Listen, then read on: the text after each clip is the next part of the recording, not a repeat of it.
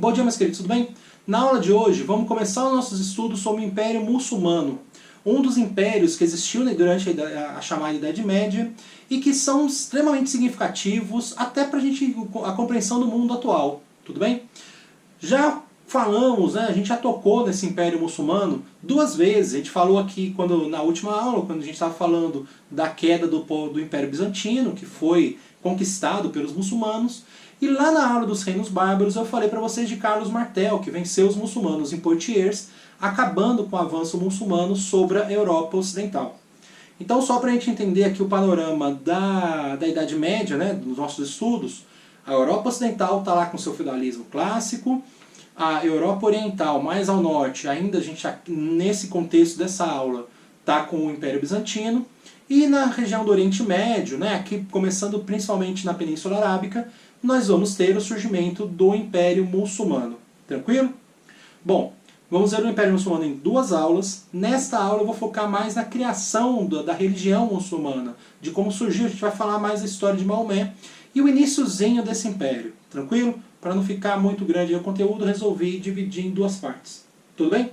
Bom, para uma base aqui temporal, o Maomé ele nasce por volta do ano de 570. Mas antes de a gente falar do Maomé propriamente dito, vamos voltar um pouco para a gente entender como estava a Península Arábica antes de Maomé.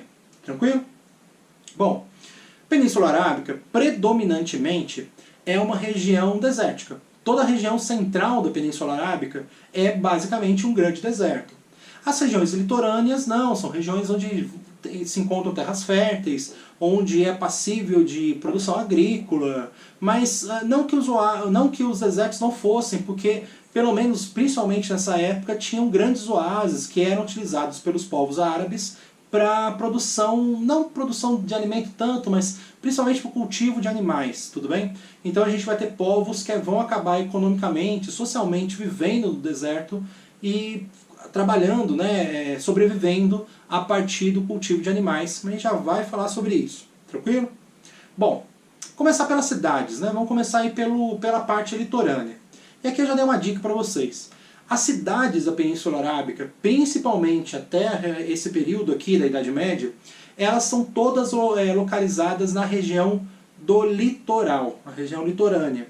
São duas as cidades mais conhecidas, a cidade de Meca e a cidade de Yatreb, que depois vai passar a se chamar Medina. Vou falar para vocês ainda nessa aula por quê. Bom, Meca e Yatreb são cidades que tinham como principal característica a questão comercial. A Península Arábica ela era mais ou menos aí o centro, vamos dizer, de um comércio entre regiões do mar Mediterrâneo, entre a Europa e o chamado Oriente Próximo, ou seja, a região da Índia, região do que a gente chama hoje de Iraque, a região desse Oriente Médio, mais ao sul, vamos dizer assim, já que a Terra Santa está ao norte, a Palestina está ao norte da Península Arábica, então ali o comércio seria mais direto. Agora, por ter essa conexão principalmente com a Índia e com a China, a Península Arábica ela vai ser muito destacada, ela vai ter muita relação com o comércio durante esse período, tranquilo? As cidades elas vão ser comandadas, elas vão surgir a partir de pequenos centros comerciais que vão se elaborando pela quantidade de pessoas e vão ter o comando desses grupos, a população mais rica é que vai comandar essas cidades, tranquilo? Focando especificamente em Meca, além desse comércio exterior, vamos dizer assim, que ligava a Índia e a Europa, a Grécia, temos também um comércio interno. Isso porque Meca ela não vai ser só um centro desse comércio, mas ela também vai ser um centro religioso para todos os povos árabes que viviam nesta região da Península Arábica. Tranquilo? Só uma informação aqui. Essa região litorânea da Península Arábica geralmente é conhecida como Arábia Feliz. Tranquilo? Já que a possibilidade, vamos dizer assim, acho que talvez possibilidade seja a melhor palavra, Como a gente está falando aqui de um período onde a tecnologia, principalmente de irrigação e de saneamento, são basicamente inexistentes, viver próximo do litoral, onde tinha alguns rios, de fato permitia a vida. Já viver no meio do deserto era uma coisa bem mais complicada, você ficava necessitando de achar um oásis e assim por diante. Não que nessas regiões não existissem, que não existisse vida. Isso porque boa parte da população da Península Arábica, nesta época que a gente está trabalhando, antes do século VI, é formada por povos beduínos, que viviam dentro desses desertos, que viviam atravessando esses desertos em busca de oásis, que eram verdadeiras regiões que tinham água, né, tinham rios, um rio nem tanto, porque o rio, né, o rio vai desembocar num rio maior, até desembocar no mar, mas vão ter lagos, vão ter alguma fonte de água no meio do deserto. E isso vai fazer com que tenham terras férteis próximas dessa fonte de água, e era isso que esses povos beduínos aproveitavam, eles usavam. Eles trabalhavam principalmente com a produção de animais, não que não tivesse produção agrícola, né, de plantação, mas o principal para eles era a produção de animais, o cultivo de animais. Produção, acho que talvez seja até aceito. Mas vamos lá. Esses beduínos, eles viviam em tribos, que eram basicamente grupos patriarcais, então assim, eram famílias, né, que eram comandadas aí pelo chefe da família, e que se reuniam, geralmente por uma relação consanguínea, né, de sangue, então famílias que ao longo do tempo foram crescendo, mas mas também tinha como ponto principal a questão religiosa. Eles acreditavam nos mesmos deuses, eles acreditavam nos mesmos símbolos religiosos, e por isso eles estavam juntos. Existiam muitas tribos beduínas. Na região mais ao norte, até algumas tribos se uniam e faziam chamadas confederações, mas isso não era tão comum não, porque assim, como os oásis eles eram limitados o seu uso, né, quando a água acabasse, aquilo tudo ia secar e não podia ficar mais lá. Esses povos eram nômades, porque eles estavam lá cada vez procurando um novo oásis, e muitas vezes eles entravam em conflito um com o outro. Então assim, grandes grupos, quanto maior essa tribo fosse, mais fácil da unidade se quebrar e eles começarem a brigar entre si pelo domínio da água ali, né, do que eles precisavam para sobreviver. Então geralmente os grupos não eram tão numerosos assim. Geralmente uma tribo tinha mais ou menos umas 3.000 pessoas, no máximo, e olhe lá. Tranquilo? Muito difícil que tribos se unissem, mas podia acontecer. Tudo bem? Acho que eu não falei, né? As tribos eram comandadas por um sheik. Esse sheik geralmente era escolhido entre os anciões da tribo, eles se reuniam e, né, quando a necessidade de escolher um novo líder, eles viam lá pelos critérios deles, podia ser religioso, militar, que fosse, eles escolhiam o sheik que ia comandar aquela tribo de povos beduínos. Tranquilo? Bom, quando eles tinham quando a produção estava chegando no seu máximo, ali, engordou as ovelhas, o que fosse, eles levavam para cidades para comercializar, comprar produtos para sobrevivência para a próxima estação, para o próximo ano, o que seja. E ali também, nas cidades, eles também praticavam as suas cerimônias religiosas. Isso porque, além de serem politeístas, os povos beduínos, eles acreditavam muito em questões de natureza. Para eles existiam pedras sagradas, madeiras, gente, coisas da natureza, no final das contas, que teriam sido enviadas por os deuses, que teriam espíritos poderosos, e por isso esses símbolos acabavam sendo cultuados. Eles usavam amuletos com algum desses símbolos, ou eles faziam esculturas, se fosse uma coisa maior. E geralmente esses grandes símbolos iam para Meca. Porque Meca tinha a Kaaba, aonde estava localizado a pedra que para eles era a mais sagrada de todas, que é uma pedra negra, que é chamada, que seria uma prova clara, uma prova viva, uma pedra não está viva, mas seria uma prova direta da existência de Deus, aquela pedra. E em Meca, os beduínos iam lá para cultuar essa pedra e se encontravam, fazendo com que Meca fosse o grande centro da Península Ibérica. Arábica, desculpa. Península Ibérica a gente até vai falar acho que no próximo vídeo. Mas em Meca os povos beduínos se encontravam. Tranquilo? Bom, de antes do Maomé é isso que a gente precisa saber. Por volta, né, de 570, a gente não tem essa data exata, mas por volta de 570, a gente não tem a data exata, mas a gente usa geralmente o 570. Nasce Maomé. Maomé, em pouco tempo de vida, ele fica órfão e ele é cuidado, né, ele acaba seguindo muito o seu tio. Não é de uma família rica, de Meca. Meca, como acho que eu falei para vocês, é uma cidade, né, que tem a liderança dos comerciantes, no final das contas, né, por ser um centro comercial. E o Maomé não era dessas famílias mais poderosas. E por isso ele era um desses caras que de fato viajavam muito para conseguir ganhar o dinheiro, sobreviver. E ele desde mais novo viaja com seu tio. E por volta de... bom, antes de eu falar do por volta de 610, é uma cidade, Meca, e no caso aqui o Maomé propriamente dito, trava conhecimento, ele vai ter acesso a regiões que são monoteístas.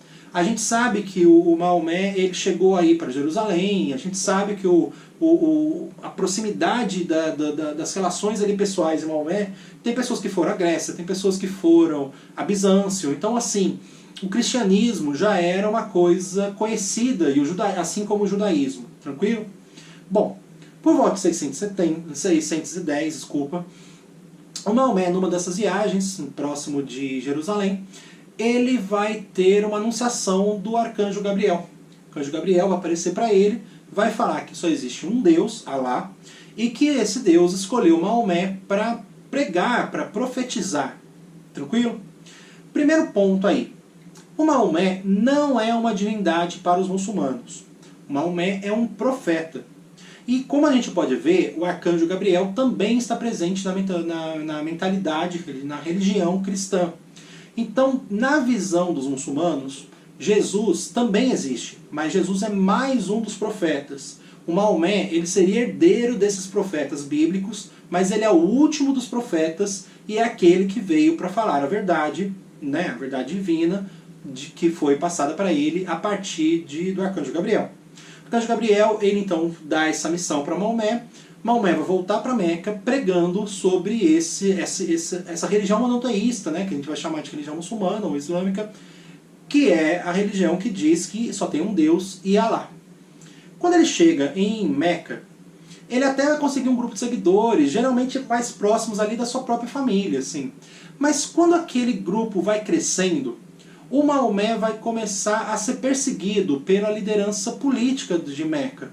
Porque esses caras, eles vão começar a temer que a religião que o Maomé estivesse criando tirasse o predomínio, tirasse esse centro de comércio que Meca era. Porque os beduínos iam lá para ver a Caaba. E se a Caaba deixasse de ser uma pedra sagrada, porque a religião nova não falava disso a princípio, literalmente se perderia, né? Literalmente você teria uma queda no comércio da cidade, já que menos pessoas viriam e assim por diante. E o Maomé começa a ser perseguido. Até que em 622 tem uma tentativa de assassinato ao Maomé, e o Maomé acaba fugindo para a cidade de Yatreb, que eu falei para vocês, é outra grande cidade aí da Península Arábica. Essa fuga é conhecida como Hégira, que significa exatamente fuga, tá? E é o ponto inicial do calendário muçulmano. Os muçulmanos, eles estão vivendo... Nossa, agora eu perdi as contas.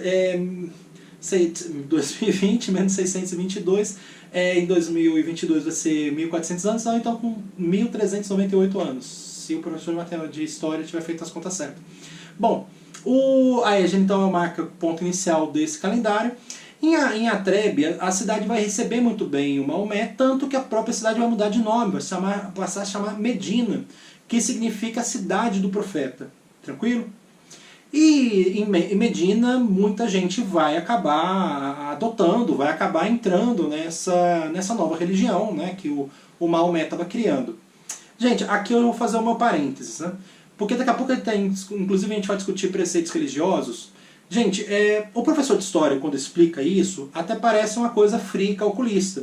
Mas prestem atenção, eu consigo também explicar todo o surgimento da religião cristã a partir dessa ideia fria e calculista. Aqui a gente está falando de fé. Então não é porque a população de Medina vai apoiar o Maomé porque financeiramente isso vai prejudicar a Meca. Não é esse o ponto principal. Dá para a gente explicar por uma questão fria, da mesma forma que dá para a gente explicar por uma questão fria todo o surgimento da religião cristã. Tudo bem? Então aqui, como professor de história e pensando mais em fatos, estou deixando toda a questão sentimental, a questão da fé de lado. Tranquilo? O Maomé estava lá pregando, ele estava convencendo as pessoas que passavam a acreditar na sua mensagem. Não é? Algumas pessoas entraram na igreja porque percebeu que tinha uma forma de ganhar mais nisso? Sim, como muita gente virou cristão, né, ou qualquer uma das denominações, pensando em vantagens terrenas. Tranquilo?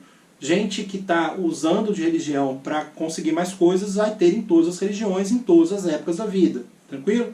Não é aqui para a gente ficar pensando, os muçulmanos estão errados porque isso aqui é frio. Dá para fazer o mesmo tipo de história sobre o cristianismo. Mas voltando.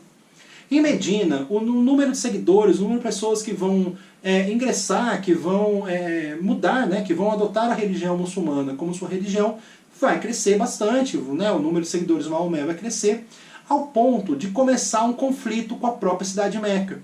Não um conflito militar, propriamente dito, uma guerra, mas é um conflito muito mais de, vamos dizer assim, de pequenos conflitozinhos ali, de caravanas comerciais de Meca que eram impedidas de conseguir, de continuar a sua rota. Não, também tem confrontos, mas assim, não é uma guerra propriamente dita. Mas a própria elite de Meca vai perceber que, por mais que essa elite não tivesse não tivesse no primeiro instante adotado a religião muçulmana, eles vão começar a perceber que as pessoas estavam adotando aquela religião, inclusive os povos beduínos. E a própria elite de Meca vai acabar aceitando a religião muçulmana. E o Maomé vai ser trazido, vai voltar a Meca. Quando ele volta a Meca, ele vai a Caaba, e aonde todos os símbolos politeístas que eram trazidos pelos beduínos vão ser destruídos, mas a Caaba, a Pedra Negra, vai ser mantida. Tranquilo? E ali a gente vai ter uma transformação, uma mudança dentro dos preceitos religiosos da religião muçulmana. Antes de eu falar dos preceitos, só terminar a história aqui do Maomé, que nesse instante aqui está bem próxima. Então, em 627 ele volta a Meca. Gente, ele nasceu em 570, tá? Então, assim, ele começou toda a sua pregação com 40 anos, seria 610. Então, 627 que eu estou falando aqui, eu estou falando de 57 anos, o que para a Idade Média já era, a gente está falando mais ou menos de um senhor, vamos dizer assim. Eles voltam a dominar a cidade. Mais ou menos lá para 631 a gente já pode considerar que toda a Península Arábica, em sua maioria, já tinha adotado a religião muçulmana. Em 632 o Maomé acaba falecendo. Tranquilo? Bom, vamos falar dos princípios religiosos. Durante a sua vida, o Maomé, como um profeta, ele pregava a palavra de Alá, e aquilo acabou sendo escrito e deu origem ao livro sagrado dos muçulmanos, que é o Corão, também conhecido como Alcorão. O Corão, ele tem lá os preceitos, ele tem lá as pregações, as falas de Maomé. Tudo bem? E está lá escrito o que o Maomé disse, o que o Maomé fez, no final das contas. É isso que tem no Corão, dentro desse livro. Também a ideia de que Deus o iluminou para escrever, ele é um profeta, então ele está falando a partir da iluminação divina que ele recebeu desde o arcanjo Gabriel. Tranquilo? Bom, o que tem lá no Corão? Os pontos principais para um muçulmano são 6. Primeiro é o preceito básico de que só há um Deus, esse Deus é Alá. E esse Deus escolheu Maomé para ser o seu profeta. Então toda aquela ideia dos povos politeístas, isso vai sumir, isso vai acabar se perdendo. A população vai adotar o monoteísmo, vai adotar Alá como seu único Deus, e isso vai valer até os dias atuais, no final das contas. Bom, segundo preceito, orar 5 vezes ao dia, sempre. E uma característica que vai surgir depois da volta de Maomé para Meca, é que dentro dessas orações, essas 5 orações que os muçulmanos fazem, tem que ser virado a Meca. Assim, a princípio eles até oravam virados a Jerusalém, que era a terra de Abraão, E como eles têm esse preceito, essa ligação com o cristianismo, eles até pensam em Jesus como um profeta, eles têm a coisa de que o Abraão é um dos pais, é um dos patriarcas da religião muçulmana. Então, a princípio, eles oravam virados para Meca. Isso vai já causar um problema com os judeus que viviam nessa região. Meca tinha muito uma liderança de comerciantes judeus, e isso vai dar um certo problema. E depois o Maomé começa a falar de não, vamos rezar virado para Meca, e mais especificamente virado para Caaba. Aliás, dentro desse sentido, uma vez na vida, todo muçulmano deve ir a Meca. Uma obrigação muçulmana ir a Meca, visitar a Caaba, visitar a Pedra Negra, pelo menos uma vez na vida. Vou datar o vídeo agora, A gente está vivendo a pandemia. Foi a primeira vez na história que a cidade de Meca fechou a Caaba para visitação. desde que da religião muçulmana surgiu, desde que esse preceito de que todo muçulmano tem que ir uma vez à vida a Meca, primeira vez que isso não foi possível, porque a Kaaba estava fechada, né? A pandemia foi tão significativa, tão grave, né? Foi uma doença tão brutal que até essa questão religiosa se fechou, né? Meca se fechou. Isso a gente pode falar também do Vaticano, né? O Papa não realizou missas, o Vaticano estava lá também fechado. Tranquilo? Bom, outro preceito religioso. Durante o mês sagrado dos muçulmanos, que é o Ramadã, eles têm, do mesma forma o calendário deles é diferente, o nome dos meses são diferentes. O mês sagrado, que é o Ramadã, o muçulmano tem que fazer jejum enquanto tiver sol, basicamente. Das 6 da manhã, né? Aqui esse horário não é pontual de relógio, a gente está falando de uma coisa de sol mesmo. Do nascer do sol ao pôr do sol, o muçulmano não deve comer durante o Ramadã. Ele come, né? Ele faz uma refeição maior ali na hora antes do nascer do sol, acorda um pouquinho mais cedo, come lá, e quando o sol se pôr, ele faz uma outra refeição para matar a fome ali que tivesse sentido. Isso vai ocorrer, o mês do Ramadã, ele bate mais ou menos com o final do mês de junho e início do mês de julho, tudo bem? Até meio curioso, porque geralmente tem, meio curioso não, uma curiosidade para vocês, é quando se tem competições esportivas, né? E os atletas, independente do esporte, muçulmanos, eles geralmente acabam pedindo para o líder religioso deles, né, da mesquita, uma permissão para que eles possam quebrar o Ramadã sem ser um pecado, vamos dizer assim, e competir no final das contas. Pensando, né, continuando nessa curiosidade, pensando na Copa de 2014, que foi aqui no Brasil, para quem não sabe, de novo, aqui eu não estou datando o vídeo, né, mas assim, pressupõe que todo mundo que estava assistindo em 2020 estava bem, né, assim, já tem uma memória aí boa da Copa 2014. O Ribéry, o atacante francês, muçulmano, ele não vem para a Copa, né? Aí você tem várias coisas que ele queria curtir a vida e tal, queria férias, tranquilo. Mas a alegação oficial que ele dá era a questão do Ramadã, de que ele não queria quebrar o Ramadã para vir jogar essa Copa, e por isso ele não quis vir jogar a Copa com a seleção francesa. Tranquilo? Bom, então falei aí, né? É a obrigação de ir a Meca, Alá, o único Deus, orar 5 vezes ao dia, jejuar no Ramadã. Eles têm a questão também da jihad. A questão da jihad é a questão de que se você morrer defendendo a sua religião, não só defendendo, mas se você morrer numa guerra, a gente for lá pregar e a gente foi atacado, se eu morrer por conta disso, né, que aqui não é bem uma defesa, a gente estava lá pregando, né, falando sobre o Alá para um grupo de pessoas, não que a gente tenha sido atacado por ter sido muçulmano, eles estavam lá pregando. Qualquer morte que esteja diretamente relacionada à questão religiosa, para eles, é um caminho direto ao paraíso. Uma parte de vocês vai olhar e vai falar o seguinte: então essa religião valoriza a guerra. Não, isso é uma mentira. O 6º preceito religioso deles é a ideia de ser... a ideia de amar o próximo, de cuidar, de ser leal, de ser justo em relação aos próximos. A questão do amor, que está aí no Novo Testamento para os cristãos, também está presente no Corão. Não é uma religião que está pregando a guerra. No entanto, ela diz que se a pessoa morrer por conta da religião, ela vai ao paraíso. Tranquilo? Não é que isso seja uma questão de morra pela nossa religião. É uma questão de, se por um acaso morrer, essa pessoa irá ao paraíso. Tudo bem? Não é um chamado a armas, um chamado a vamos todos guerrear. Mas tem essa questão. E é essa questão que vai ser muito significativa pós a morte de Maomé.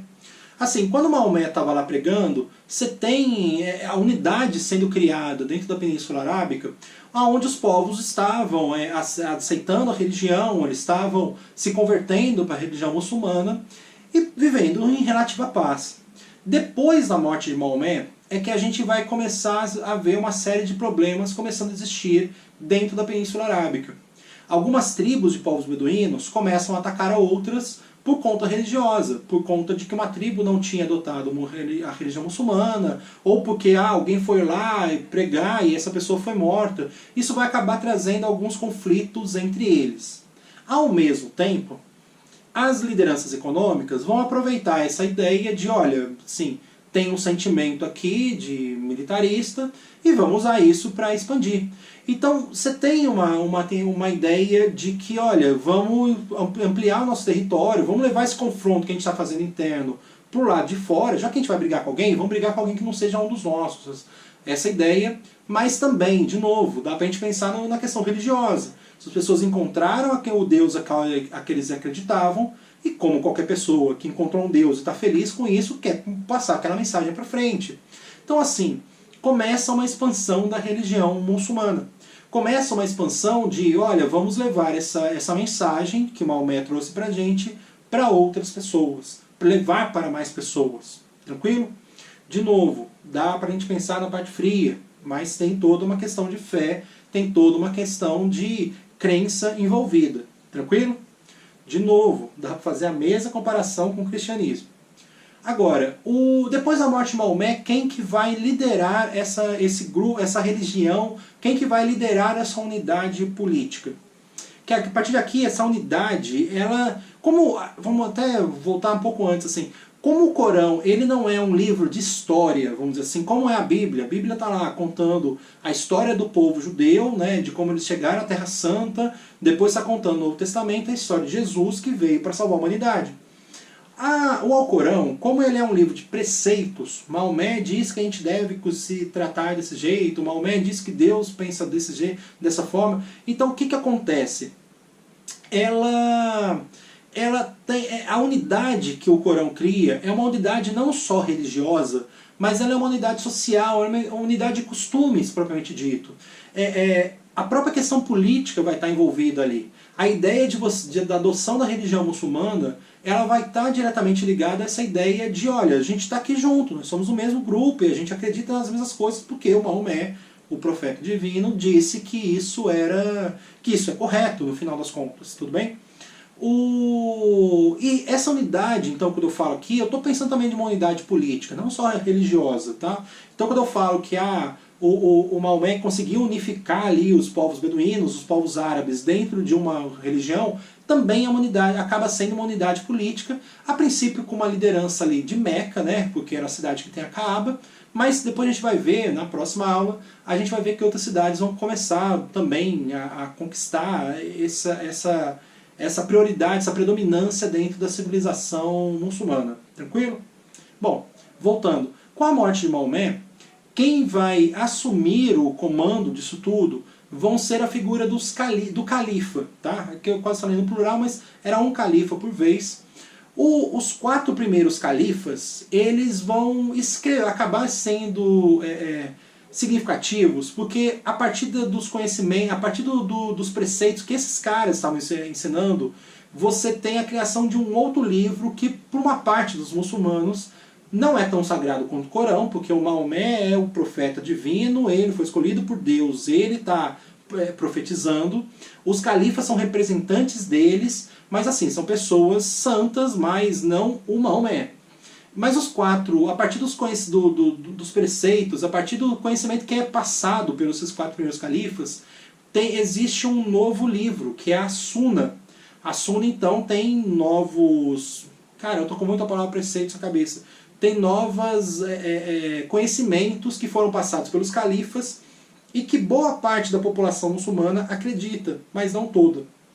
Tudo bem? Essa discussão eu vou deixar para a próxima aula, tá? De a gente falar dos 2 grupos principais da religião muçulmana. Mas aí você vai ter os sunitas, que são 90% da população que acreditam na Sunna, e os xiitas, que não acreditam na Sunna como um livro sagrado. Tranquilo? Isso vai acontecer porque, quando o Maomé morreu, o califa que vai ser escolhido para o substituir, califa o significado disso é basicamente o sucessor do profeta, tá? Ele vai ser uma pessoa ligada, Abu Bakr, ele vai ser uma pessoa ligada a Maomé. O Abu Bakr, quando morre, 2 anos depois, até em 634, o segundo califa, o Tan, se não for a memória, ele também é um cara mais ligado ao Maomé, mas esse cara é assassinado por volta de 656.